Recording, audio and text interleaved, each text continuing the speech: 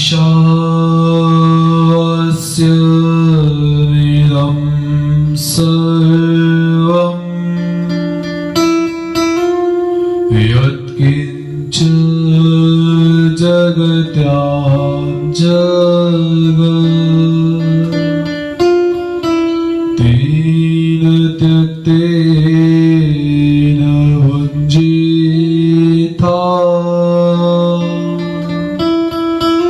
मा क्रुध कस्य स्विदनम् अनन्याश्चिन्तयन्तो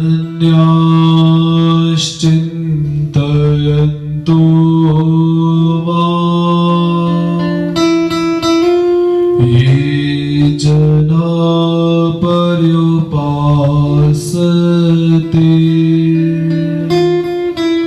तेषां नित्यवियुक्तानां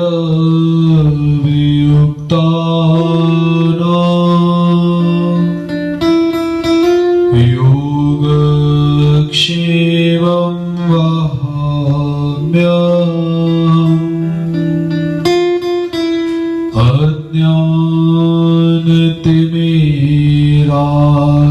अज्ञानतिमिरान्धस्य ज्ञानाञ्जनशलाकया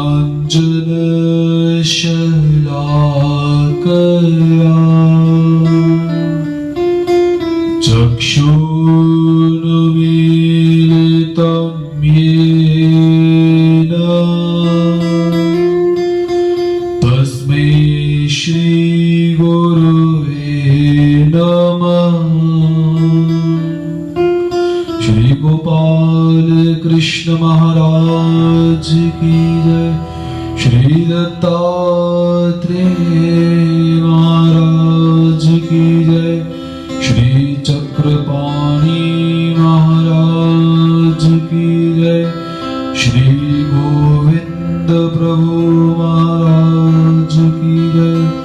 सर्वज्ञ श्री चक्रधर स्वामी की जय।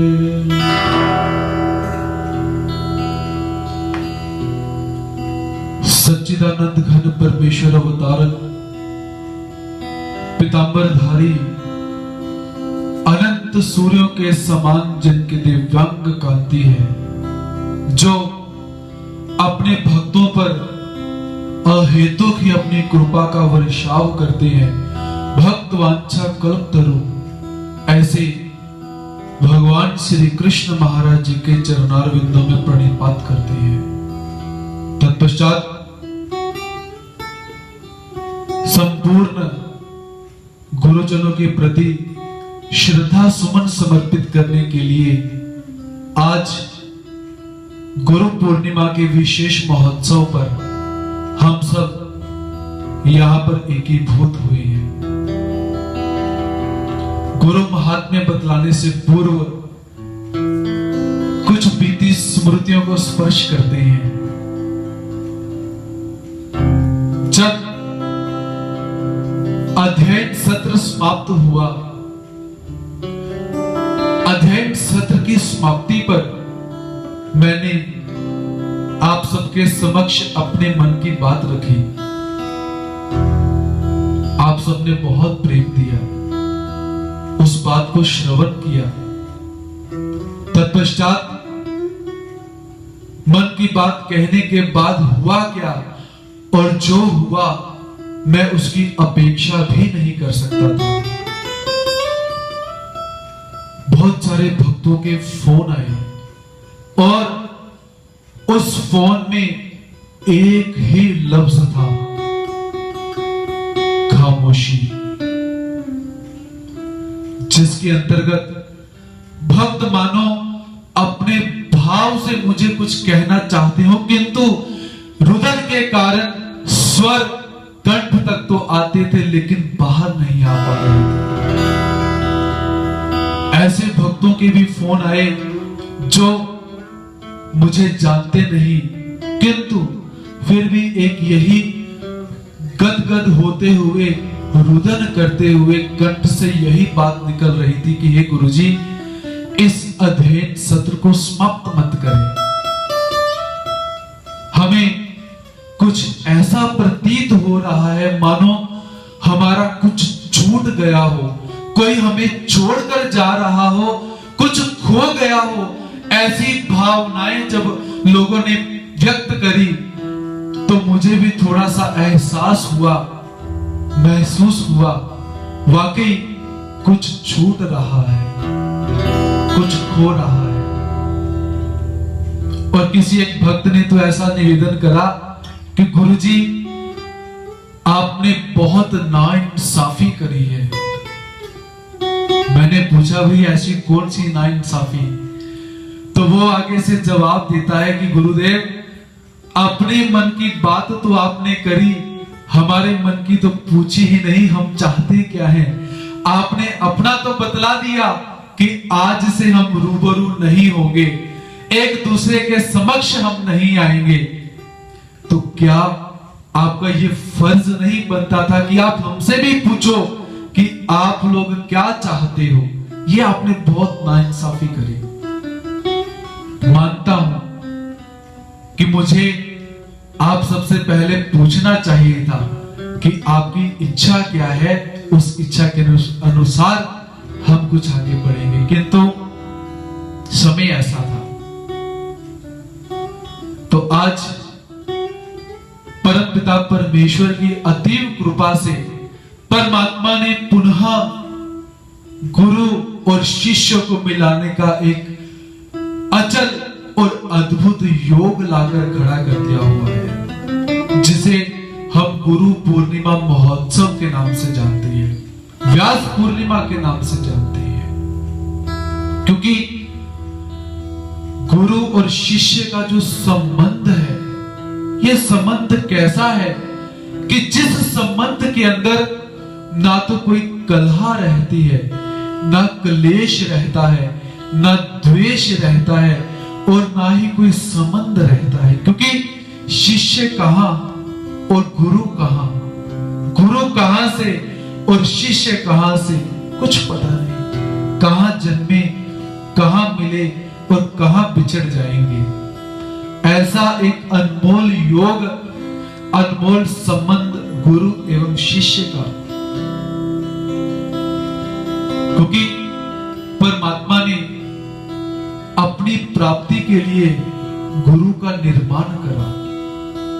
गुरु एक ऐसा तत्व जो परमात्मा को समक्ष रख सकता है, खड़ा कर सकता है। इसीलिए गुकारो अंधकार, रुकारो प्रकाश। गुरु शब्द की यदि व्युत्पत्ति करें तो शब्द ही क्या बतलाता है कि जो अंधकार से प्रकाश की तरफ लेकर चला जाता है, उस पवित्र तत्व को गुरु कहा जाता है।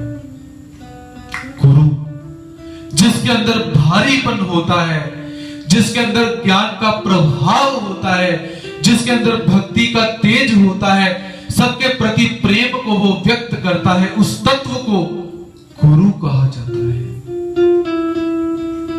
गिरति अज्ञानम इति गुरु। जो जीवात्मा को अज्ञान में गिरने से बचाता है, उसे गुरु कहा जाता है। आचिनोति अर्थान इति आचार्य। जो अपने शिष्यों के लिए नए नए शब्दों का चयन करता है, नए नए अर्थों को ढूंढ के रखता है, उसे आचार्य कहा जाता है। आचारम ग्राह्यति इति आचार्य। जो अपने स्वयं के आचार से अपने शिष्य को बतलाता है, भाई ऐसा आचार करो, उसे आचार्य कहा जाता है, उसे गुरु कहा जाता है। जब तक जीवन में गुरु का आगमन ना हो, तब तक जीवात्मा का जीवन उस नाव की तरह जो पानी में बहती जा रही है, बहती जा रही है, बहती जा रही है, जिसका कोई मल्हार नहीं, जिसका चप्पू चलाने वाला कोई नहीं, जिसे किनारे लगाने वाला कोई नहीं, ऐसी नाव की तरह उस जीवात्मा का जीवन हो जाता है, जिस जीवात्मा के जीवन में गुरु नहीं है। और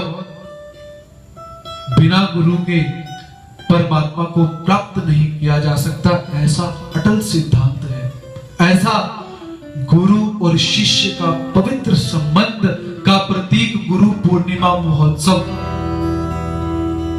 गुरु पूर्णिमा महोत्सव पर गुरु अपने शिष्य से किसी वस्तु की अपेक्षा नहीं करता, किंतु फिर भी शिष्य जितना हो सके उतना गुरु को समर्पण करने के लिए, गुरु को समर्पित होने के लिए गुरु चरणों में जाता है, गुरु चरणों की वंदना करता है, गुरु को भाव समर्पित करता है। क्यों?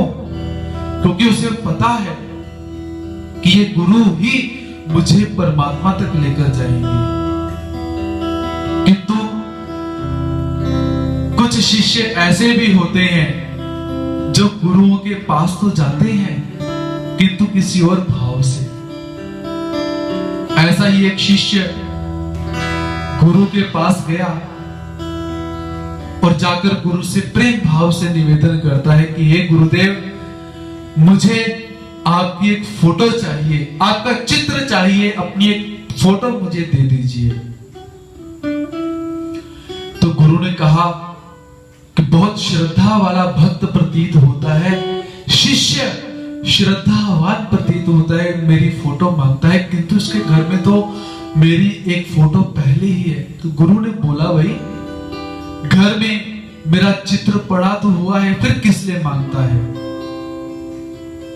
तो शिष्य कहता, गुरुदेव वो घर में तो चित्र पड़ा है, एक और चाहिए। गुरु ने कहा, भाई भक्ति बहुत होगी इसीलिए और चाहिए।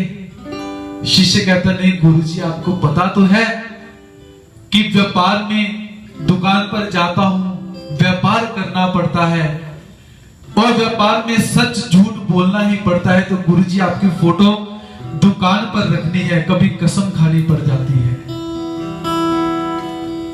तो जब गुरु की कसम खाएंगे तो व्यापार अच्छा भी चलेगा। तो कुछ ऐसे भक्त भी गुरुओं के पास आते हैं, किंतु यह संबंध बहुत ही प्यारा संबंध है, बहुत ही प्रेमदायक संबंध गुरु और शिष्य का।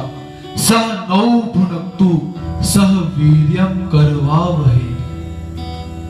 परमात्मा से क्या प्रार्थना की जाती है कि हे गुरुदेव, हे प्रभु, मेरा और मेरे गुरु का संबंध कभी न टूटे, मैं अपने गुरु की सेवा करता रहूं और जो भी हमें आप प्रदान करो उसका भोग हम इकट्ठे मिलकर करें, ऐसी प्रार्थना की जाती है।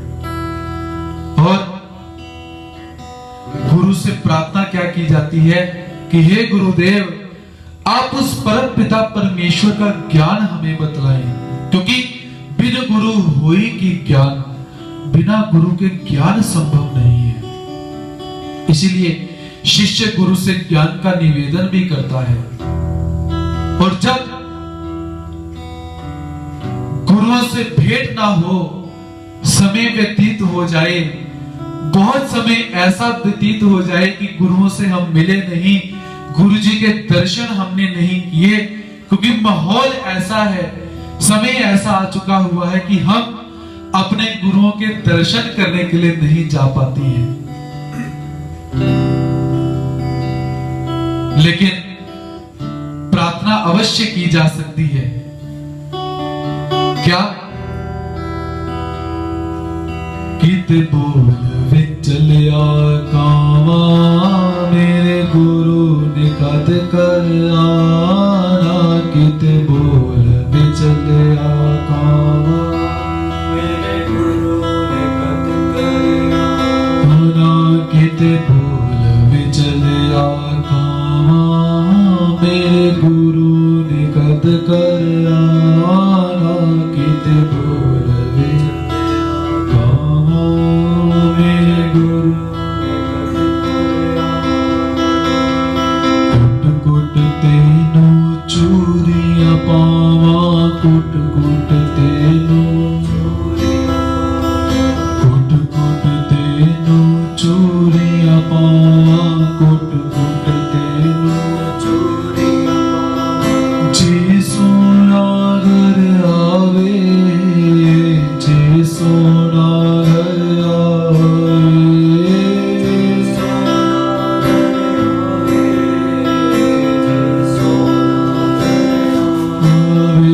किते बोल विचलिया कावा मेरे गुरा ने कद कर आया किते बोल विचलिया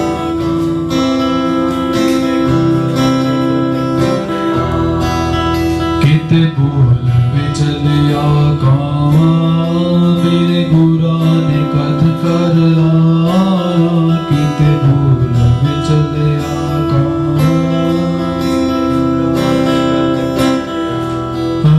किते बोल विचलिया कावा मेरे गुरा ने कद कर आया किते बोल विचलिया कावा मेरे गुरा ने कद कर। तो ऐसी प्रार्थना जब की जाती है तो गुरु अवश्य पधारते हैं। एक बार क्या हुआ, एक राजा की कन्या थी, रूपवती, संस्कारी, गुणों से अलंकृति, बहुत ही सुंदर कन्या, अच्छे संस्कार पिता से प्राप्त हुए और नाम रखा गया वैराग्यवती। वैराग्यवती नाम रखा गया। भगवान श्री कृष्ण महाराज जी की अनन्य भक्ति करती है, किंतु आज तक कभी गुरु का योग नहीं आया, गुरु से मिलने का योग आज तक प्राप्त नहीं हुआ। इसीलिए वैराग्यवती परमात्मा से प्रार्थना किया करती थी कि हे प्रभु, जिस प्रकार आपने मीरा जी के जीवन के अंदर गुरु का सदयोग लाया, मेरे जीवन में ऐसा योग कब आएगा। ऐसा प्रतिदिन परमात्मा से प्रार्थना किया करती। तो पिता बहुत अच्छे थे, उन्होंने भी वैराग्यवती को एक सुंदर भवन बनवाकर दिया, अच्छा भवन बनवाकर दिया, जहां पर वैराग्यवती भगवान श्री कृष्ण महाराज जी की भक्ति किया करती थी। और कभी कभी परमात्मा की भक्ति करने के लिए अपने वन में चली जाती, बगीचे में चली जाती, वाटिका में चली जाती और जाकर फूलों से बात करती, पत्तों से बात करती, झरझर झरने वाले झरनों से बात करती, पक्षियों से बात करती, हवाओं से बात करती। और फूल को जब देखती है तो क्या कहती है कि आज खिले कल झुक चले, परसों मिल गए धूल, देख दशा यू फूल की, फिर क्यों फूलत फूल। अरे फूलो, आज खिल गए और कल मुरझा जाओगे और परसों धूल में मिल जाओगे, तो ऐसी दशा को देखकर तुम खिलते क्यों हो। ऐसे फूलों से बात करती और कभी कभी पत्तों से बात किया करती। कभी कहती है कि वृक्ष पत्ता बता कर रहे हैं, पत्ता बोला वृक्ष से सुनो वृक्ष वन राय, अब के बिछड़े कब मिले दूर गिरे गे जाए। तरवर बोला बात से सुनो बात मम बात, यह घर की यह रीति है एक आवत एक जात। कभी पत्ते से बात करती है, कभी वृक्ष से बात करती है, ऐसे वार्तालाप करती रहती है और परमात्मा से पुनः पुनः निवेदन करती है कि मुझे संत दर्शन कब होंगे, मुझे गुरु के दर्शन कब होंगे। तो ऐसे ही जब वैराग्यवती वृक्षों से पत्तों से बात कर रही थी तो पीछे एक चोर आ जाता है, नकब लगाने के लिए, चोरी करने के लिए चोर आया और सुनता क्या है कि ये तो राजकुमारी है और ये गुरु की खोज में है। तो चोर ने जब सुना तो मन में विचार कहता है कि चलो हम ही गुरु हो जाते हैं, क्योंकि गुरु बनने में दिक्कत है, होने में तो कोई भी हो जाता है। घर में हुई खटपट, चलो गुरुजी के मठ पर, गुरुजी ने काटी रोटी, ले मांग खा बेटा रोटी। थोड़ा सा झगड़ा हुआ, चलो गुरुजी के पास, गुरु होने में क्या दिक्कत है। तो चोर ने क्या करा, गुरु के वस्त्र धारण करे, संत के वस्त्र धारण करे और संत के वस्त्र धारण करते हुए जय श्री कृष्ण करता हुआ वैराग्यवती के सामने चला गया। तो वैराग्यवती के सामने जब गया तो वैराग्यवती ने देखा कि परमात्मा ने मेरी प्रार्थना स्वीकार कर ली, आज मुझे गुरु के दर्शन हो गए। गदगद हुई, गिलास में पानी भरा और गुरुजी को पानी देने के लिए आगे बढ़ी। तो वो चोर जिसने संत का वेश धारण किया हुआ था, वो कहता है कि भाई क्या तुमने दीक्षा ली हुई है? अगर नहीं तो जब तक तुम दीक्षा नहीं लोगी हम तुम्हारे हाथ से जल ग्रहण नहीं करेंगे। तो वैराग्यवती ने कहा कि आज तक गुरु का योग ही नहीं आया जो मैं दीक्षा ले सकूं, आप मुझे दीक्षा दीजिए और जल ग्रहण कीजिए। गुरु का वेश धारण करने वाला चोर कहता है, भाई हम तो दीक्षा अपने स्थान पर ही जाकर देते हैं, जहां पर जिस जंगल में हम निवास करते हैं वहीं पर दीक्षा मिलेगी, चलो। वैराग्यवती कहती कि मैं तो धन्य हुई जो गुरु पधारे, अपना उद्धार करने के लिए मैं आपके स्थान पर चलने के लिए तैयार हूं। वैराग्यवती उठी और जैसे ही चलने लगी, गुरु ने कहा, भाई अपने साथ अपने पैसे, अपनी धन संपत्ति जवाहरात भी लेती चलो, क्योंकि चोर गुरु का वेश धारण किया हुआ। वैराग्यवती साथ हुई, गुरु के साथ चलती है और गुरु के साथ चलते चलते एक जंगल पर पहुंची। गुरु ने अपना आसन लगाया और वैराग्यवती को एक पेड़ के साथ बांध दिया और कहा कि मैं 3-4 दिन में वापिस आऊंगा और तुम्हें खोलूंगा, तब तक यहीं पर रहना। चोर था, सामान उठाया और चला गया। अब कौन आता है? वैराग्यवती भगवान जी का नाम लेते हुए, हरि कीर्तन करते हुए, सत्संग करते हुए उसी बंधन में बंधी हुई परमात्मा का धन्यवाद करती है कि हे प्रभु मुझे गुरु प्राप्त हुए।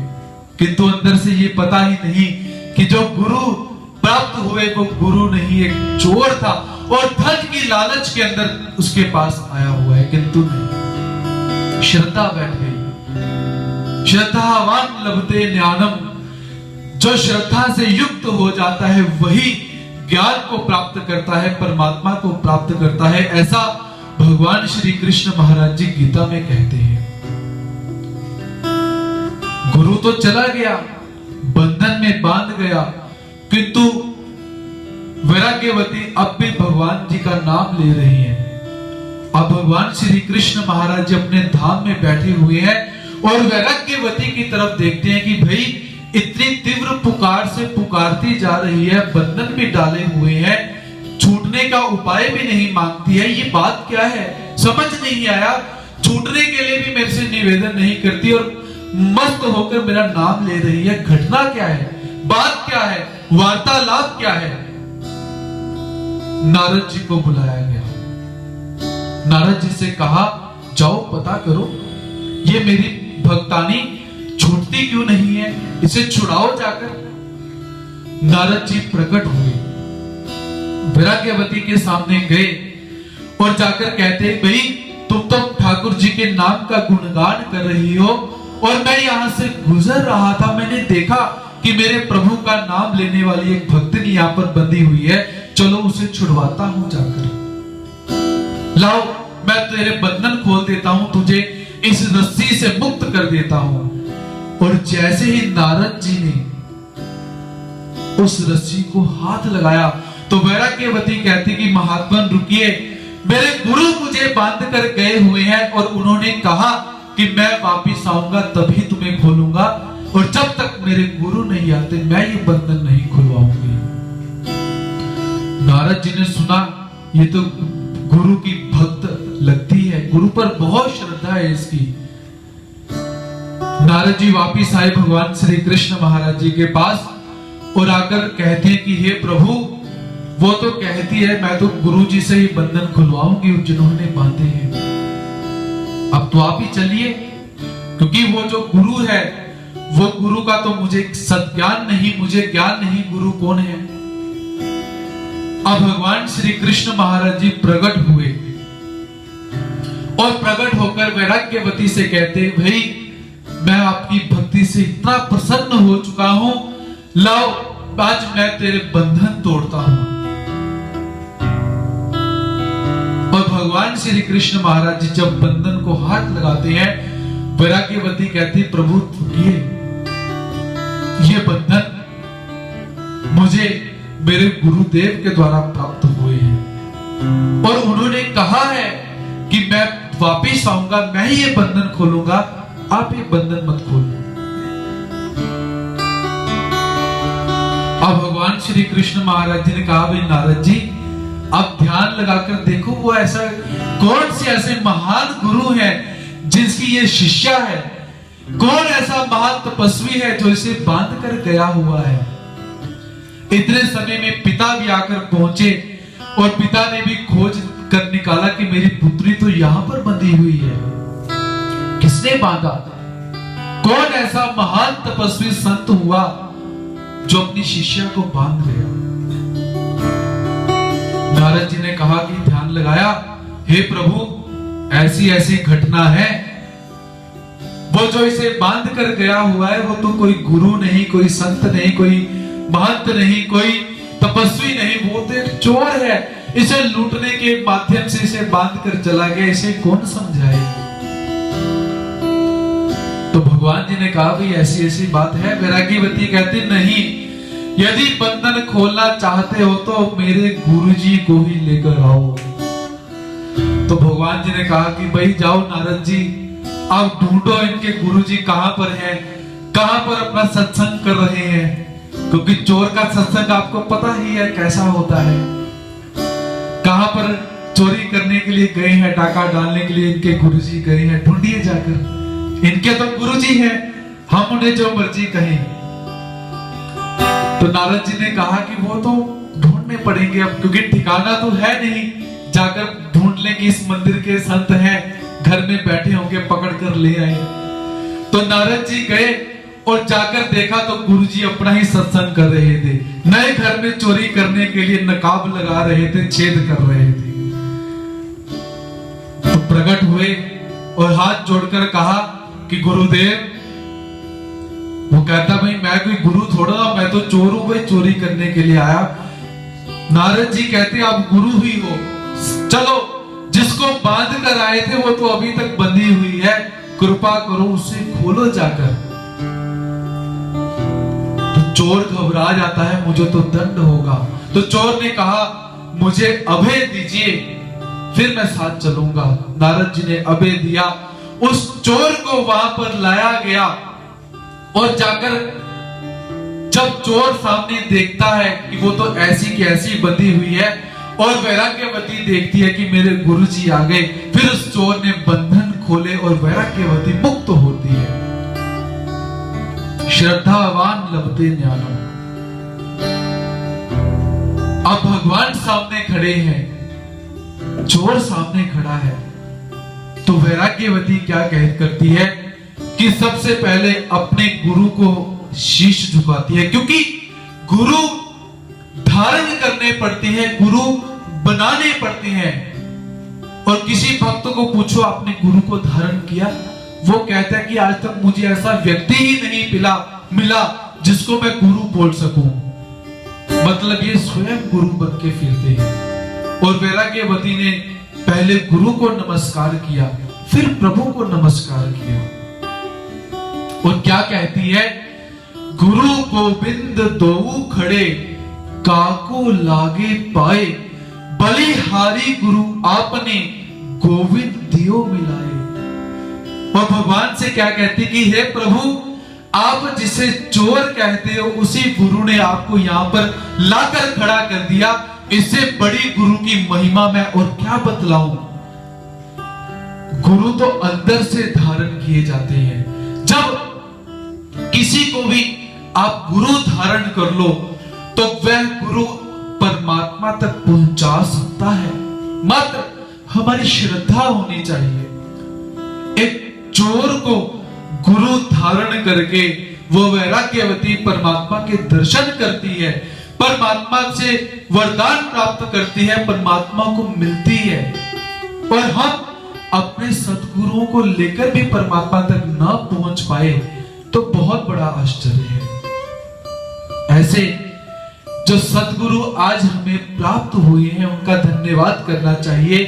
तो गुरु पूर्णिमा के महोत्सव पर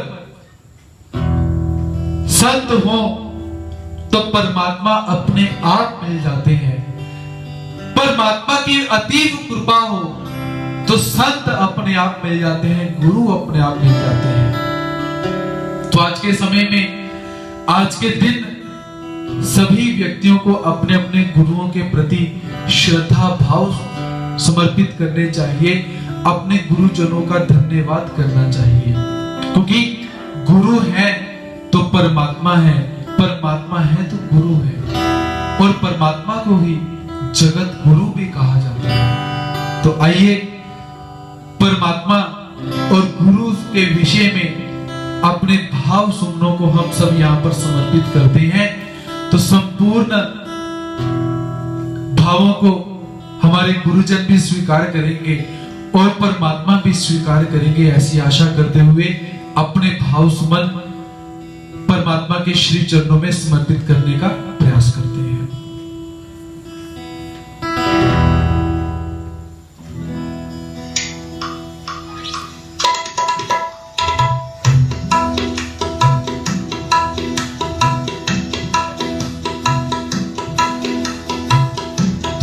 मेरा जीवन आसरा, मेरे शहंशाह, मेरी अखियां दे तारे, मैं तो बस हुण जी रहिया एक तेरे सहारे।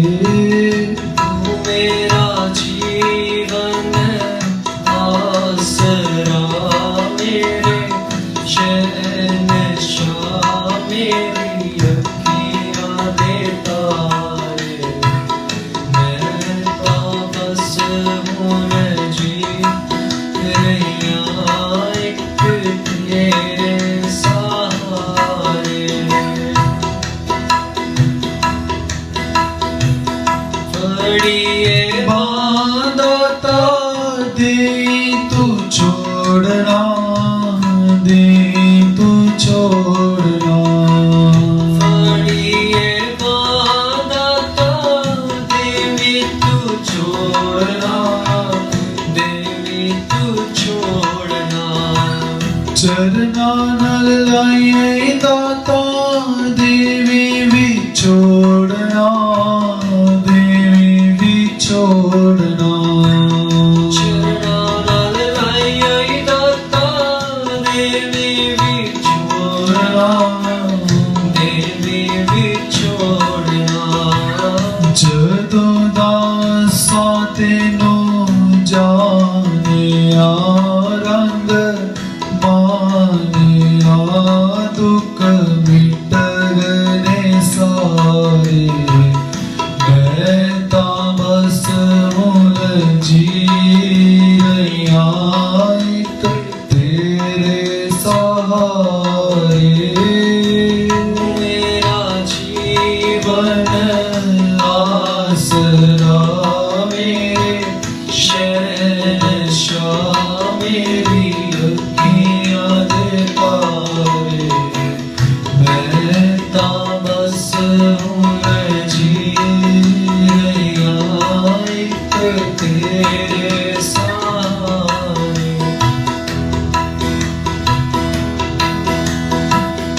अठ पहर तेरिया पावां कहानियां, पावां कहानियां, अठ पहर तेरिया पावां कहानियां, पावां कहानियां, चरना नल लाइए दाता, बड़ी मेहरबानियां, बड़ी मेहरबानियां, चरना नल लाइए दाता, बड़ी मेहरबानियां, बड़ी मेहरबानियां,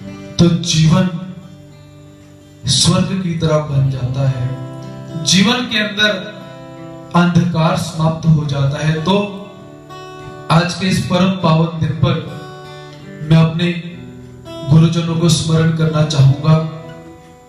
सर्वप्रथम जिनसे मैंने विद्या अध्ययन किया हुआ है, ऐसे परम पूज्य परमादरणीय प्रातः स्मरणीय श्रद्धेय साहित्याचार्य श्री मामा जी, संस्थापक एवं संचालक महानुभाव आश्रम शिक्षण संस्था बंबोरी महाराष्ट्र। तत्सम परम पूज्य परमादरणीय प्रातः स्मरणीय श्रद्धेय आचार्य प्रवर श्री यशराज शास्त्री जी सातारकर, संस्थापक संचालक श्री गोपाल कृष्ण मंदिर कपूरथला। उन्हीं के साथ तत्सम परम पूज्य परमादरणीय प्रातः स्मरणीय श्रद्धेय आचार्य प्रवर श्री शंभुनाथ शास्त्री जी।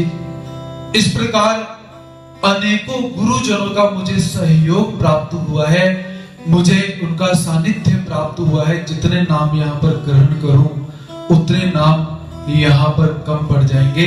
तो सभी गुरुओं के प्रति अपने भावों को यहाँ पर समर्पित करता हूं। जीवन के घोर अंधेरों में प्रकाश जो बनकर आता है, जीवन के घोर अंधेरों में प्रकाश जो बनकर आता है, हर लेता है वह दुख सारे, खुशियों की फसल उगाता है। ना कोई लालच करता है, सच्चाई का सबक सिखाता है, सागर जैसे ज्ञान से भरा हुआ बस वही गुरु कहलाता है। परेशानियां पस्त करे जब, परेशानियां पस्त करे जब, हारते हम हिम्मत जाएं, परिस्थितियां हो धूमिल सी, हालात हमें जब भटकाएं, नई एक राह दिखाकर हमको सभी संशय जो गिराता है, सागर जैसे ज्ञान से भरा हुआ बस वही गुरु कहलाता है। शिष्य का नाम बढ़ जाए जग में, उसका यही अरमान रहे। शिष्य का नाम बढ़ जाए जग में, उसका यही अरमान रहे। सबके हृदय में उसके प्रति बस इसीलिए सम्मान रहे। छोड़े ना कभी मझधार में वो, मरते दम तक साथ निभाता है, सागर जैसे ज्ञान से भरा हुआ बस वही गुरु कहलाता है। नहीं अहंकार में कभी रहे, हर बात सदा ही सत्य कहे। नहीं अहंकार में कभी रहे, हर बात सदा ही सत्य कहे। उसके पावन उपदेश में अनुभव की सदा तरंग बहे। कोई आम शख्सियत नहीं है वो, कोई आम शख्सियत नहीं है वो, हर देश का भाग्य विधाता है, सागर जैसे ज्ञान से भरा हुआ बस वही गुरु कहलाता है। अज्ञानी को ज्ञानी ज्ञान वो दे, अज्ञानी को ज्ञान वो दे, अलग नई पहचान वो दे। जब लगने लगे हम थक से गए, नई ऊर्जा नई जान वो दे।